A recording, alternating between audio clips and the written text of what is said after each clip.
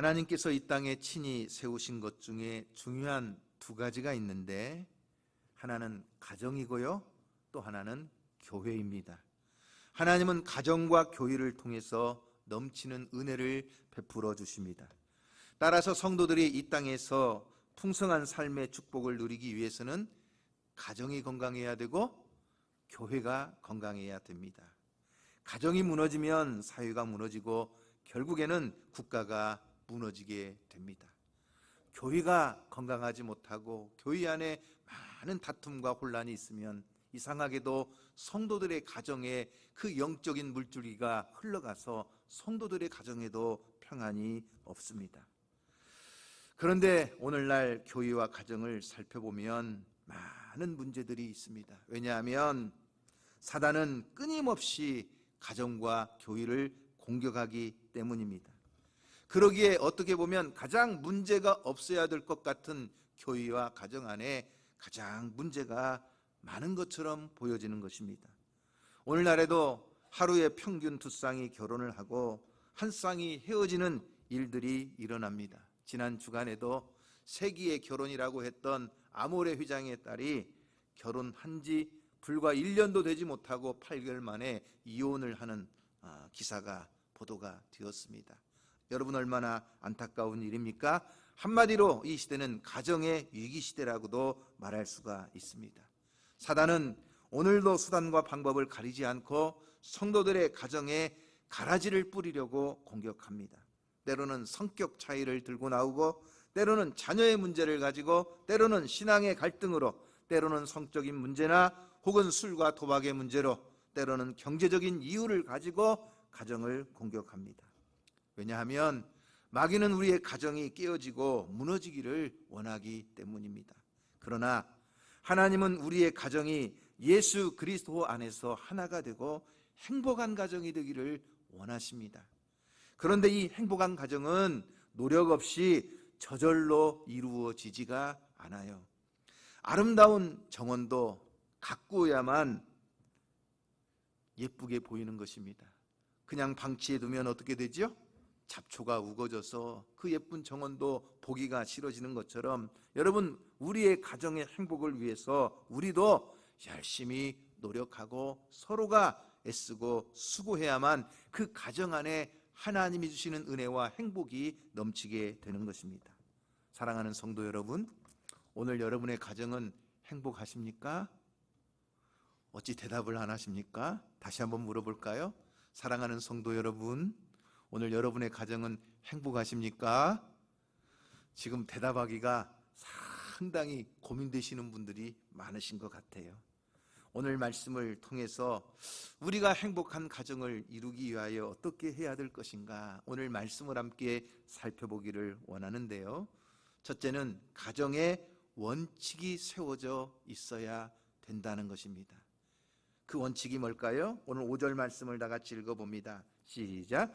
아비의 훈계를 업신여기는 자는 미련한 자요, 경계를 받는 자는 슬기를 얻을 자니라. 다시 말하면 가정 안에 말씀의 권위, 가장의 권위, 이 원칙이 세워져 있어야 된다는 거예요. 가정이 살아날 수 있는 길은 가정의 원칙이 세워져 있어야 돼요. 한 나라에도 법이 있고 한 사회에도 규범이 있어요. 교회 안에도 정관을 만들어 놓고 그 정관에 따라서 교회를 운영해 가듯이 한 가정에도 원칙이 있어야 됩니다. 그래야 선악을 분별할 수 있고 악에 빠지지 않고 선을 행하며 하나님의 은혜를 풍성히 누리며 살아갈 수가 있는 것입니다. 내가 무슨 직업을 가졌느냐, 내가 얼마나 많은 재산을 가졌느냐, 여러분, 이것보다 더 중요한 것은 내가 어떤 가치관을 가지고 살아가느냐, 어떤 원칙과 기준을 가지고 삶을 사느냐 하는 것이 굉장히 중요한 것입니다. 그래서 여러분, 가정은요 모판과 같아요. 요즘 이제 모내기철이 한창입니다. 그런데 여러분, 논에다가 모를 심기 전에 뭘 하죠? 모판을 만들어서 모자리를 하고 그 모가 자라면 드디어 그 모를 옮겨 심는 것입니다. 논에다 옮겨 심는 거예요. 우리 교회에 박영희 성도님이 참 농사를 많이 짓는데 겨울에 고추 모를 하우스에서 많이 합니다. 그래가지고 그 고추 모종을 밭에다가 옮겨 심는 거예요. 여러분, 그 모종한 그 종자가 좋아야 어디에 옮겨 심어도 그곳에서 잘 자라는 것입니다. 그 모종이 좋지 못하면 잘 못 자라는 거예요. 그러는 것처럼 우리의 가정은 모판과 같아요. 가정 안에서 분명한 원칙과 기준을 가지고 자녀들이 말씀 안에서 양육을 받아야 그 자녀들이 사회에 가든지 직장에 가든지 누구를 만나든지 어느 곳에 가든지 누구를 만나든지 그 안에서 승리하는 삶을 살고 믿음 안에서 성공적인 삶을 살 수가 있는 것입니다. 그러기에 오늘 우리 부모님들이 하나님의 말씀 안에서 믿음의 원칙을 가지고 말씀의 권위로 자녀들을 훈계하고 자녀들을 믿음 안에서 경계할 때 그 자녀가 미련한 길로 행하지 않고 참된 지혜와 슬기를 가지고 이 세상을 아름답게 살아가는 인생이 될 줄로 믿습니다. 그런데 이 부모의 권위와 또 아버지의 훈계를 위해서 중요한 것이 있어요. 특별히 잠언 15장 말씀에 보면 이 말에 대한 교훈으로 가득 차 있습니다.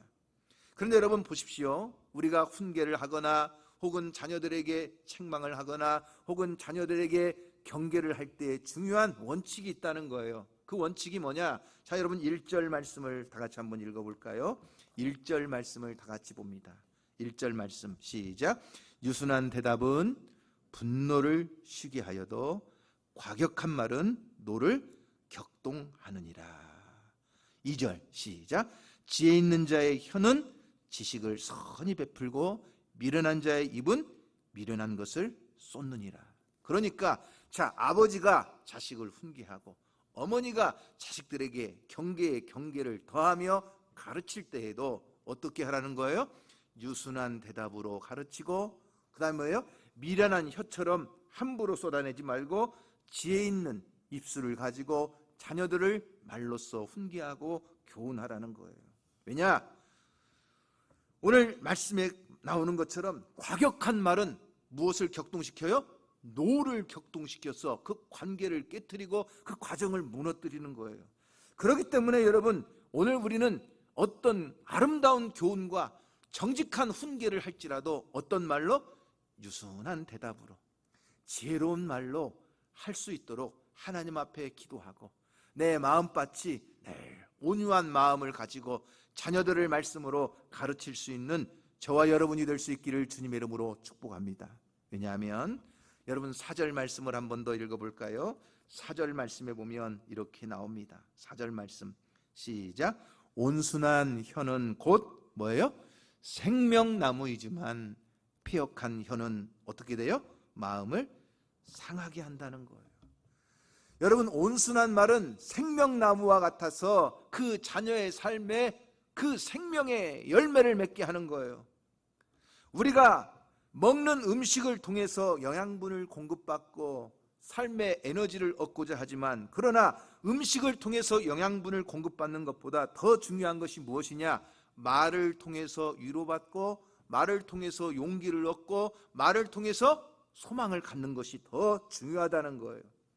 상처와 아픔을 회복시키는 능력은 우리가 먹는 음식에 달려있는 것이 아니라 우리의 귀에 들리는 말에 달려있다는 것을 믿으시기 바랍니다. 그래서 말은 상한 심령을 치유하는 능력이 되기도 하고 그 사람의 아주 깊은 것을 찔러서 그 마음의 쓴뿌리가 가득 채워지도록 그 마음의 분노를 격동시키는 말이 되기도 한다는 거예요. 어떤 사람이 이런 말을 했어요. 지구상에 매일 밤 배고픈 채로 잠드는 사람이 30억이라고 합니다. 그러나 칭찬과 인정과 부러운 말을 갈망하면서 잠에 드는 사람은 몇 명이냐? 40억이라고 합니다.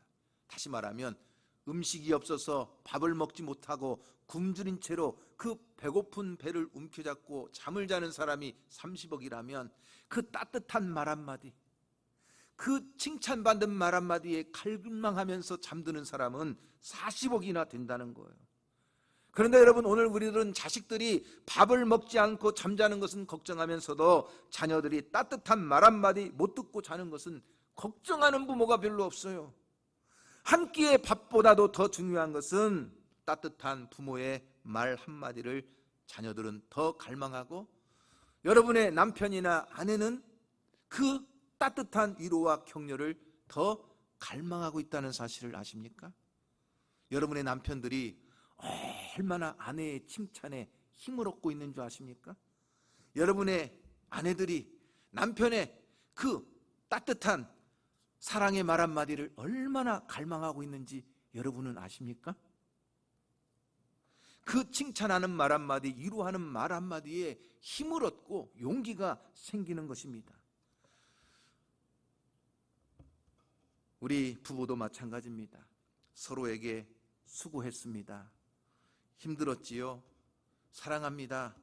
힘내세요. 하는 말 한마디가 마음에 쌓여있는 스트레스와 아픔을 씻어주는 최고의 영양제가 된다는 사실이에요. 어떤 비타민C를 먹는 것보다도 그 남편의 따뜻한 말 한마디, 그 아내의 칭찬하는 그 한마디가 남편에게는 보약보다도 더 좋은 영양제가 된다는 사실입니다. 여러분 이 사실을 믿으십니까? 제가 지난주에 제 아내를 통해서 참 이런 이야기를 들었어요. 참 실명을 거론하기가 죄송한데 우리 오경이 이 집사님이 있어요. 근데 그분은요, 난 세상에 그런 사람을 처음 봤어요. 다시 태어나도 자기는 김용철 집사님하고 결혼을 하겠다고 그래요. 나는 그런 사람을 처음 봤어요. 제 아내도 절대로 그런 말 안 해요. 내가 다시 태어나면 당신하고 결혼하는가 봐라. 그러는데 진짜인지 거짓말인지, 아무튼 다음 주에 김용철 집사님은 한턱을 크게 내셔야 돼요. 여러분, 사랑하는 아내를 얻기 위해서 나라의 절반이라도 내주겠다고 하는데, 아니 그 정도가 아니라 다시 태어나도 나는 또 그 사람하고 결혼했다고 할 정도면 얼마나 여러분 참 인정받는 것입니까? 여러분, 오늘 우리가 하루에 줄잡아서 2만 5천 내지 3만 마디의 말을 한다고 합니다. 얼마나 많은 말을 쏟아내는지 모릅니다. 그런데 말을 하고 나면 금방 사라져요. 그래서 무슨 말을 해도 시간이 지나면 다 사라지고 없어질 것이라고 많은 사람들이 착각을 합니다.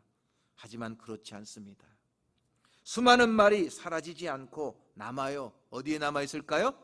상대방의 기억 속에 남아있고 다른 사람의 마음 속에 새겨져서 남아있어요. 나는 무심코 뱉어버리고 다 없어지고 사라질 것이라고 착각했는데 그 상대방의 기억 속에 영원히 남아있고 그 상대방의 마음속에 상처로 계속 기억되고 있는 거예요. 그만큼 말이라는 것은요, 오래갑니다. 말이라는 것은요, 무서운 힘을 가지고 있습니다. 하나님께서 천지를 창조하시는 그 천지 창조의 장면을 보아도 하나님이 말씀으로 천지를 창조하시는 거예요. 빛이 있으라 하시니까 그대로 되는 거예요. 여러분, 천지 창조의 역사가 뭐예요? 하나님이 말씀하시면 그대로 되니라, 말씀하시면 그대로 되니라. 이것이 계속 반복되는 것은 하나님이 어떤 창조의 이미지를 가지고 말씀하실 때 그 말씀대로 이루어지는 것처럼 하나님의 형상과 모양으로 창조된 우리도 이 말에 권세가 있다는 거예요. 그렇기 때문에 여러분, 오늘 우리가 이 말을 할 때에 온유한 말을 하고 사람의 노를 격동시키는 분노의 말을 하지 않도록 우리가 자녀들을 훈계하고 또 남편이나 아내에게도 그러한 유순한 대답을 통해서 서로 가정을 아름답게 세워나가는 저와 여러분이 될 수 있기를 주님의 이름으로 축복합니다. 이혜인 씨가 말을 위한 기도라는 시를 지었는데 제가 한번 읽어드리겠습니다. 이런 내용이에요. 내가 이 세상에 태어나 수없이 뿌려놓은 말의 씨들이 어디서 어떻게 열매를 맺었을까? 조용히 헤아려 볼 때가 있습니다. 무심코 뿌린 말의 씨라도 그 어디선가 뿌리를 내렸을지도 모른다고 생각하면 왠지 두렵습니다. 더러는 허공으로 사라지고 더러는 다른 이의 가슴 속에서 좋은 열매를 또는 언짢은 열매를 맺기도 했을 언어의 나무. 주여, 내가 지닌 언어의 나무에도 멀고 가까운 이웃들이 주고 간 크고 작은 열매들이 주렁주렁 달려 있습니다. 둥근 것, 모난 것, 밝은 것, 어두운 것, 향기로운 것, 반짝이는 것. 그 주인의 얼굴은 잊었어도 말은 죽지 않고 살아서 나와 함께 머뭅니다. 그 주인의 얼굴은 잊었어도 말은 죽지 않고 살아서 나와 함께 머뭅니다. 내가 뱉은 말이 사라지지 않고 상대방의 어디에요? 기억 속에, 마음 속에 새겨져 있다는 거예요. 누군가 나에게 뱉은 말, 그 사람의 얼굴은 잊어버려도 그 사람의 말은 계속 내 마음에 남아서 열매로 자라고 있다는 거예요. 그렇기 때문에 여러분, 우리는 말을 할 때 생명의 말을 하고 말을 할 때 살리는 말을 해야 된다는 거예요. 저는요, 제 어머니가 제 마음의 나무에 달아준 말이 있어요. 제가 목회할 때 항상 저희 어머니가 한 말이에요. 제가 신학을 하고 목회자의 길을 가려고 주저주저 할 때에도 저희 어머니가 늘 한 말이에요. 광석아, 너는 마음만 먹으면 뭐든지 잘할 수 있어. 마음 먹기가 힘들어서 그러지. 항상 그거예요. 나 목회 안 해, 목회 못해. 무엇인가 할 때도 마음에 두려움이 생기고 부담감이 생기고 막 못하고 할 때에도 저희 어머니가 늘 하는 말이 있어요. 너는 마음만 먹으면 잘하는데 마음 먹기가 힘들어서 그러지. 마음만 먹으면 뭐든지 잘할 거야.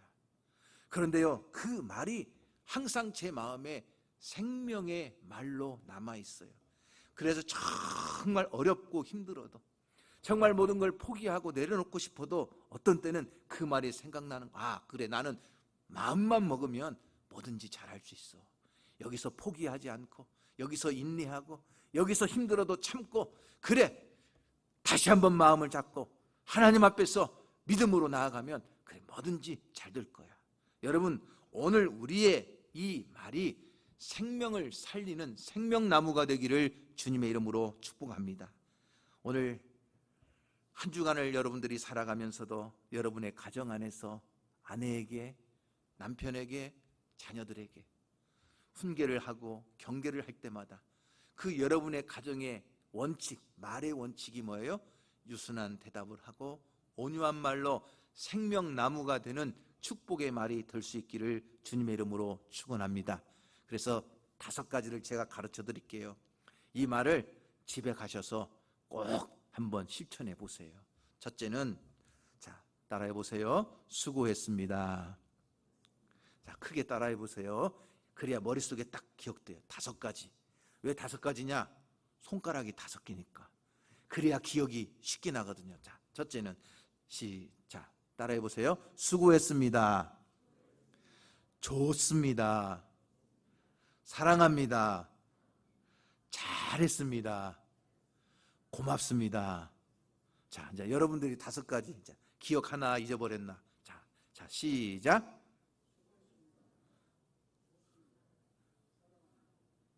자, 마스크는 썼어도 목소리는 좀 한번 크게 해보세요. 왜 이렇게 자신이 없어요? 우리 한국 사람들은 뭐든지 하려면 너무 부끄러워가지고 자꾸만 속으로만 하는 경향이 있어요. 익산도 좀 충청도가 가깝다 보니까 항상 보면은 꼭 집에 가서 하려고 그래요. 자, 여기서 큰 소리로 한번 해보세요. 자, 수고했습니다. 좋습니다. 사랑합니다. 잘했습니다. 고맙습니다. 자, 시작.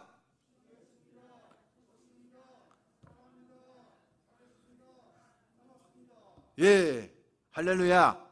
자, 무엇을 하든지 수고했습니다. 아, 이거 어때요? 좋습니다.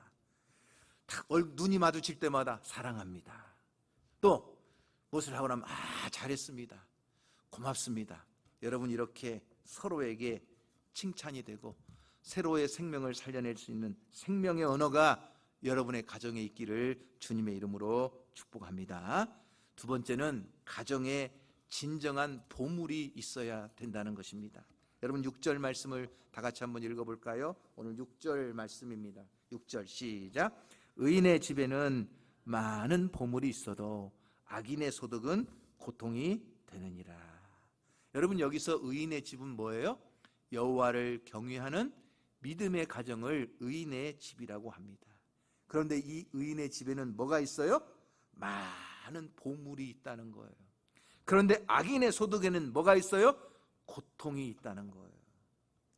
바로 이 의인의 소득과 악인의 소득에는 엄청난 차이가 있어요.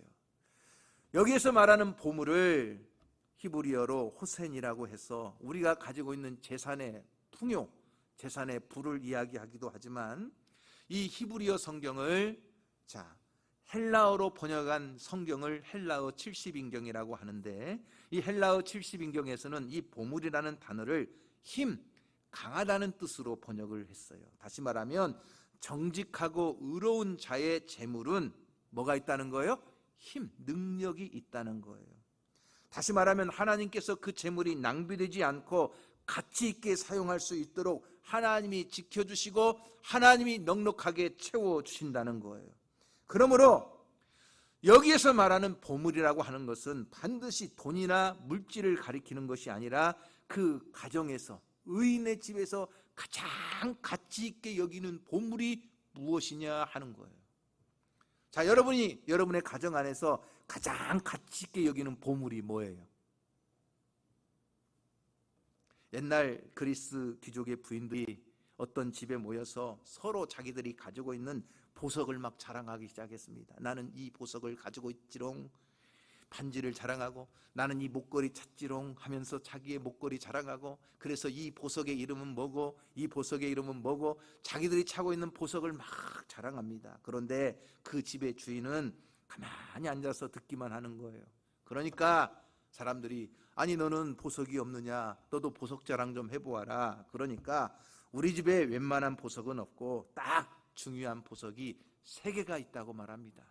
그러면 그 보석이 뭐냐, 그 보석 좀 한번 가져다가 보여주라고 하니까 그 부인이 방에 들어가서 자기 집에 3명의 아들을 데리고 나와서 우리 집에 가장 귀한 보석은 바로 여기 있는 3명의 아들이라고 이야기를 했습니다. 그리고 훗날 그 자녀들이 나중에 그리스의 위대한 지도자들이 되었다는 실화가 있습니다. 여러분, 오늘 의인의 집에 가장 가치 있는 보물이 뭐예요? 많은 사람들은 돈을 가장 가치 있는 보물로 여길지 모릅니다. 그러나 정말 의인의 집에, 믿음의 가정에 있어야 될 가장 중요한 보물은 뭐예요? 여호와를 경외하는 것입니다. 믿으십니까? 여러분, 오늘 이 잠언을 기록한 사람이 누구냐? 솔로몬이에요.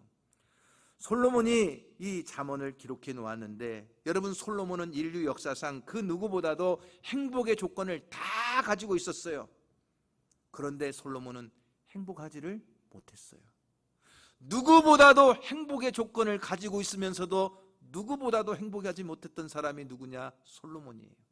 그래서 그가 전도서에 보면 훗날 고백하기를 헛되고 헛되며 헛되고 헛되니 모든 것이 헛되도다. 그 마음이 얼마나 허무하고 자기 인생에 대한 그 죄책감과 불행을 느꼈으면 헛되고 헛되며 헛되고 헛되니 모든 것이 헛되다고 5번이나 고백을 하면서 전도서를 시작하겠어요. 그러면서 전도서 2장 17절 말씀에 보면 이 솔로몬이 자기에 대해서 이렇게 고백하는 거예요. 이러므로 내가 사는 것을 미워하였노니 이는 해 아래에서 하는 일이 내게 괴로움이요 모두 다 헛되어 바람을 잡으려는 것이기 때문이로다. 자기 사는 것이 괴로워요. 자기 하는 것이 다 바람을 잡는 것처럼 헛되다는 것을 솔로몬이 고백하고 있어요. 누구보다도 부귀영화를 누렸고, 누구보다도 가지지 못한 지혜를 얻었고, 누구보다도 갖지 못한 권세를 가지고 왕으로 살았지만, 그러나 살아있는 것 자체가 괴롭고 자기가 하는 모든 것이 무익해서 바람을 잡는 것과 같다고 고백하고 있어요. 그러면서 솔로몬이 전도서 2장에 보면 계속해서 왜 자기의 인생이 괴롭고 헛되냐, 전도서 2장에 이렇게 말해요. 3절 말씀을 보면 술로 인생을 즐겁게 살아보려고 했는데 이것도 헛되다는 거였어요. 4절에 보면 사업을 크게 벌여놓기도 하고 집을 크게 짓기도 하고 포도원을 가꾸고 연못을 만들고 많은 노비들을 데리고 살아보고 많은 소떼와 양떼를 거느려 보았지만 이것도 헛되다고 고백하는 거예요. 10절에 보면 특별히 솔로몬이 이렇게 말해요. 무엇이든지 내 눈이 원하는 것을 내가 금하지 아니하며 무엇이든지 내 마음이 즐거워하는 것을 내가 먹지 아니하였으니 라고 했어요. 다시 말하면 눈으로 보면 좋은 것 다 가져보았어요. 마음만 먹으면 하고 싶은 것 다 해보고 살았어요. 그런데 자기 인생이 행복하지 못했다는 거예요. 왜 솔로몬은 자기의 삶이 그렇게 괴롭고 모든 것이 헛되고 바람을 잡는 것처럼 무익하다고 했을까? 그것은요, 가정의 실패를 통해서 주는 아픔 때문이었어요. 가정이 편안하고 행복해야 그의 인생이 항상 행복할 텐데 솔로몬의 가정이 행복하지 못했어요. 여러분, 왜 행복하지 못했을까요? 솔로몬은요, 1000명이나 되는 아내와 첩을 두었어요. 그리고 그 여자들 때문에 하나님으로부터 마음이 멀어지기 시작하고, 하나님이 2번씩이나 솔로몬에게 경고했지만 끝내 그 마음이 하나님께로 돌아오지 못했을 때 그의 삶은 괴로울 수밖에 없었어요. 여러분, 에덴 동산에서 아담과 하와는요, 정말 천국 같은 곳에서 살았어요. 여러분, 에덴 동산은요, 정말 천국과 비슷한 곳이에요. 아픔도 걱정도 없는 곳입니다. 네, 동산에 거니시는 주님을 만나고 그 하나님과 교제하면서 마음껏 누리고 사는 곳이 에덴 동산이었어요. 그런데 그 에덴 동산의 행복이 깨지는 이유가 뭐예요? 하나님의 말씀을 버리고 선악과를 따먹었기 때문이에요. 결국은 그 아내와 여자가 따로 떨어져 있는 동안 그 여자에게 뱀이 와서 유혹함으로 그 아내가 넘어지고 남편도 넘어뜨리는 거였어요. 함께 하지 못했다는 거예요. 부부가 그 틈을 막이는 노리고 와서 그 하와를 넘어뜨리고 아담을 넘어뜨릴 수밖에 없었던 거예요. 그러니 솔로몬이 여러분 하는 말을 보면, 그는요, 생각해 보세요. 1000명이나 되는 첩과 아내를 두었으니 자기는 즐기면서 좋았을지 모르지만 여러분, 그 여자들의 삶을 한번 생각해 보세요. 솔로몬 만나려면 한 사람 앞에 하루씩 돌아다녀도 1년, 아니 3년이 돼야 한 번 솔로몬 얼굴 볼까 말까 하는데 그 여자들의 마음이 지옥이지요. 여러분, 하룻밤 들어오는 솔로몬을 가만 놔둘 수가 없잖아요. 어떻게든지 마음을 사로잡아야 되고 무엇인가 자기들이 원하는 소원을 이루어야 되니까 여러분, 솔로몬의 마음이 괴로울 수밖에 없는 거예요. 그러니 솔로몬이 고백하는 유명한 말이 있어요. 전도서 9장 9절 말씀이에요. 자, 다 같이 한번 볼까요? 전도서 9장 9절 말씀입니다. 시작. 내 헛된 평생의 모든 날, 곧 하나님이 해 아래서 내게 주신 모든 헛된 날에 어떻게 하라는 거예요? 내가 사랑하는 아내와 함께 즐겁게 살지어다. 그것이 내가 평생의 해 아래서 수고하여 얻은 내 몫이니라. 솔로몬이 고백한, 모든 인생이 괴롭고 삶이 힘들어, 행복이 없어. 그런데 이 모든 헛된 날들 동안에 우리가 꼭 해야 될 것이 하나 있는데 그게 뭐냐? 하나님이 주신 아내와 함께 즐겁게 사는 것만큼 더 행복한 길이 없다고 가르쳐 주는 거예요. 앞서 말씀드렸죠? 웬일인지 아담과 하와가 함께하지 못하는 그 틈을 뱀은 찾아와서 하와를 유혹해서 선악과를 따먹게 하고, 그 하와로 말미암아 아담도 선악과를 먹어 범죄함으로 에덴 동산에서 추방된 것처럼, 여러분, 오늘 우리는 우리의 가정을 하나님을 경외하는 믿음의 가정이 되도록 항상 평생 동안 하나님의 은혜 가운데 살아가기를 주님의 이름으로 축복합니다. 그래서 잠언 15장, 여러분 다시 돌아와서 16절 말씀을 보면 솔로몬이 여러분 이렇게 가르쳐 주는 거예요. 가정의 가장 값진 보물이 뭐냐? 자, 16절 말씀을 읽어볼까요? 15장 16절 시작. 가산이 적어도 여호와를 경외하는 것이 크게 부하고 번뇌하는 것보다 나으니라. 여러분, 의인의 집에 가장 값진 보물이 뭐예요? 여호와를 경외하는 거예요. 바로 여호와를 온전히 경외할 때 그 가정 안에 하나님이 주시는 놀라운 은혜가 함께할 줄로 믿으시기를 바랍니다. 세 번째, 가정 안에는 영적인 힘이 있어야 됩니다. 영적인 힘이라는 것이 뭘까요? 여러분, 오늘 8절 말씀에 보면 이렇게 나와요. 8절 말씀을 다 같이 읽어봅니다. 본문의 8절 시작. 악인의 제사는 여호와께서 미워하셔도 정직한 자의 기도는 그가 기뻐하시느니라. 9절에도 악인의 길은 여호와께서 미워하셔도 공의를 따라가는 자는 그가 사랑하시느니라. 악인의 제사, 다시 말하면 악을 행하고 죄를 짓고도 회개하지 않고 계속 죄 가운데 가는 사람의 제사는 하나님이 받지 않으시지만, 그러나 하나님 앞에 그 중심에서 우러나오는 정직한 자의 기도는 하나님이 들으시고 기뻐하신다는 거예요. 하늘의 문을 여시고 응답하신다는 거예요. 이 영적인 힘이 그 가정 안에 있을 때 그 가정에 하나님의 놀라운 축복으로 채워지고 그 가정의 행복이 넘치게 된다는 거예요. 날마다 하나님을 찬양하는 찬송 소리가 있고 말씀과 기도로 그 가정 안에 영적인 은혜를 누리며 살아갈 때 그 영적인 힘을 공급받아 그 가정에 하나님의 놀라운 축복이 이루어지는 줄로 믿으시기를 바랍니다. 그러므로 오늘 사랑하는 성도 여러분, 오늘 우리 가정 안에 정말로 가정의 행복을 위하여 오늘 말씀을 기억하고 우리가 하나님 안에서 유순한 말로 온유한 말로 생명나무가 되는 가정, 그리고 여호와를 경외하는 것이 가장 값진 보물인 것을 알고 가정 안에서 믿음으로 하나님께 기도하며 하나님이 기뻐하시는 그 믿음의 기도를 통하여 하나님의 응답을 이루어 가기를 주님의 이름으로 축원합니다.